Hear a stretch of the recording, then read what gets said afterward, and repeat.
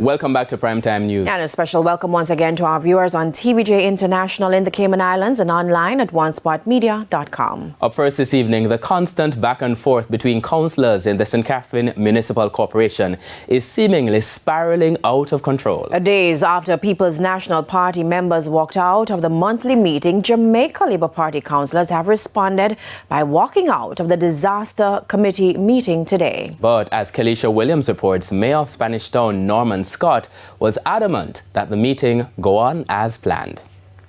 For weeks now, councillors in at least 2 municipal corporations have been going tit for tat in walking out of meetings where contentious matters are being discussed. Last Thursday, PNP councillors and the mayor walked out of the monthly meeting of the St. Catherine Municipal Corporation to protest in front of Gordon House over matters regarding Portmore becoming the 15th parish. Today, the JLP responded during the Disaster Committee meeting. We did a walkout, a protest this morning. The reason being is that at General Council meeting, General Council should ratify all committees. General Council meeting was abruptly adjourned. While defending her party's position and also taking the same protest action as the PNP, Mrs. Turner Flynn chided the PNP for walking out of the council meeting. Business of the people of St. Catherine. You put it aside just to stage a protest. A protest just to say you are not satisfied with boundaries and you are not satisfied with the 15 parish as it relates to Portmore becoming a parish.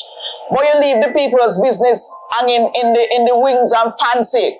We don't treat people like that. We don't treat the business of St. Catherine that way.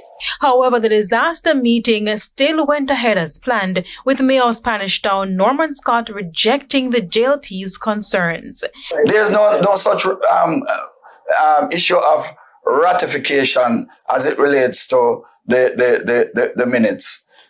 There is a section on the agenda which speaks to